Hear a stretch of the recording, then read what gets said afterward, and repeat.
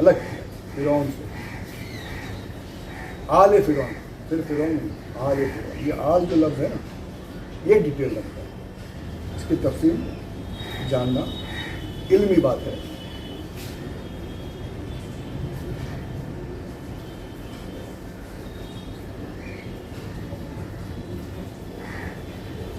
آل بنا ہے اہل سے، جس کے معنی ہوتے ہیں، حالانکہ قریب قریب کے معنی لیکن فرق ہے.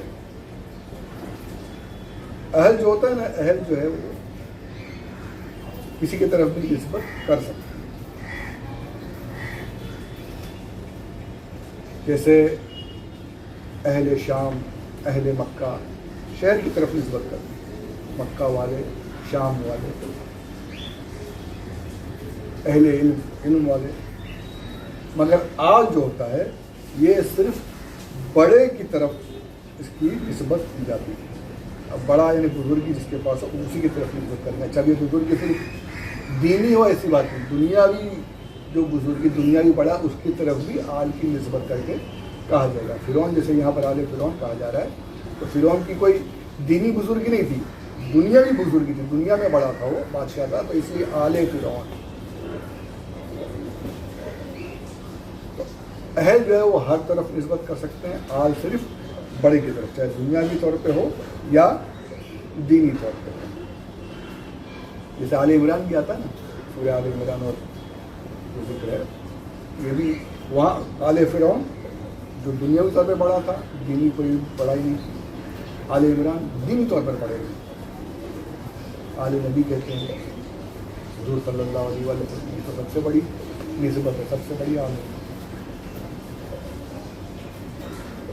یہی آل گھر میں رہنے والوں کو بھی کہتے ہیں، بیوی بچے نوکر، انہیں بھی آل کہا جا سکتا ہے.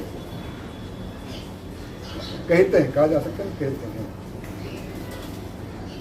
تابع دار کو بھی آل کہتے ہیں، یعنی جو اس کے ماتحت کام، اس کی جو حکم ماننے والے ہیں ان کو بھی آل کہا جاتا ہے.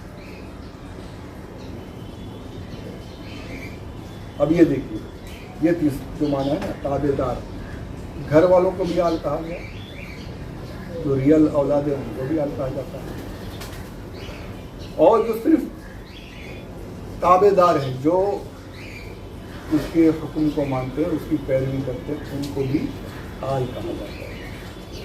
تو یہاں یہی معنی مراد ہے آل فرعون، وَإِذْ نَجَّيْنَاكُم مِّنْ آلِ فِرْعَوْنَ. فرعون والوں سے، فرعون کی آل سے. فرعون کی کوئی اولاد نہیں تھی. حضرت آسیہ رضی اللہ تعالی عنہا اور کتابوں میں نے پڑھا ہے کہ فرعون ان کے قریب نہیں جا سکتا تھا. یہاں ایسا تھا کہ کوئی نہیں پڑھا کہ وہ یہاں مرد تھا، اس میں کمی تھی، اس کی کوئی اولاد نہیں تھی. حضرت آسیہ کو یعنی ان کی جو طہارت اور ان کی جو بلندی جو ہے، جو مقام ہے، اس کے بارے میں یہ آتا ہے وہ بھی اس وجہ سے ہے کہ حضرت آسیہ جنت میں ہمارے آقا صلی اللہ علیہ وآلہ وسلم کی زوجیت سے سرفراز ہے، حضور کی زوجیت ہے. اس لیے فرعون سے اللہ نے ان کو بچایا. تو اس کی اولاد نہیں تھی، پھر بھی آل فرعون. یہاں یہ پتہ چلا کہ تابع داروں کو بھی، حکم ماننے والوں کو بھی، پیروی کرنے والوں کو بھی آل کہا جاتا ہے. یہاں پر ایک بات مجھے سمجھ میں نہیں آتا، لوگ عداوت میں کتنا بڑھ جاتے ہیں. بغض جب آ جاتا ہے نا تو پتہ نہیں کیا ہو جاتا ہے لوگوں کو. یہ تو اتنی چھوٹی سی بات ہے، مجھ جیسا کم علم بھی یہاں تک پہنچ گیا. میں نے پڑھا تھا اس وقت میں جب یہ فتنہ بہت زور و شور سے چلتا تھا. اب بھی ہوں گے لوگوں کو بہکاتے ہوں گے. تو یہ جواب میں پہلے کہ اگر کوئی آپ کو مل جائے تو یہ وسوسے میں نہیں آنا، وسوسے میں مبتلا مت ہونا، سمجھ لینا بات کیا ہے. اعلیٰ حضرت امام احمد اہل سنت سے امام محمد رضا رحمۃ اللہ تعالیٰ علیہ اپنے جو سنی کہلاتے ہیں وہ بھی کافی لوگوں نے الگ سے مخالفت کی، اب بھی چل رہی ہے، اس وقت میں بڑے زور و شور سے تھی. کہیں پڑھا تھا میں نے، غالباً انتخاب قریبی تھا، اس میں کہیں لکھا تھا اعلیٰ حضرت کے صاحبزادے جنہیں دنیا مفتی اعظم رحمۃ اللہ تعالیٰ سے جانتی ہیں، سرکار کا نام جو ہے مصطفیٰ رضا، اور اس طریقے سے پورا نام ہے آل رحمٰ. آل رحمان یہ آتا ہے. یہ آل رحمان کو اس مضمون میں لکھا گیا تھا کہ اللہ کی اولاد معاذ اللہ ہے. دیکھو آل رحمان اللہ کی اولاد لکھا ہے، نام رکھا ہے.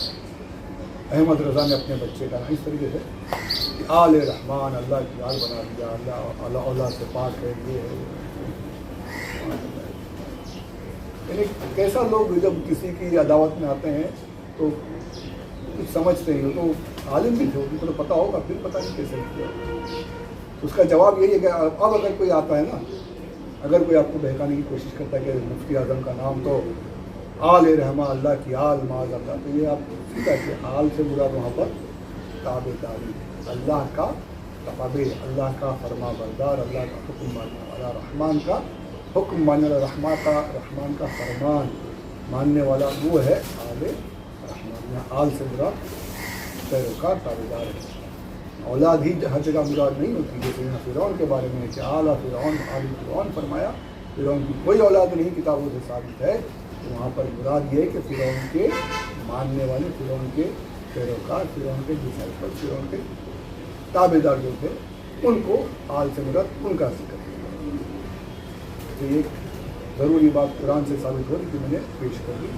اللہ عز و جل عقل سلیم عطا فرمائے. سب درود پاک کرے اللہم صلی علی سیدنا مولانا محمد وعلی آل سیدنا مولانا محمد وبارک وسلم.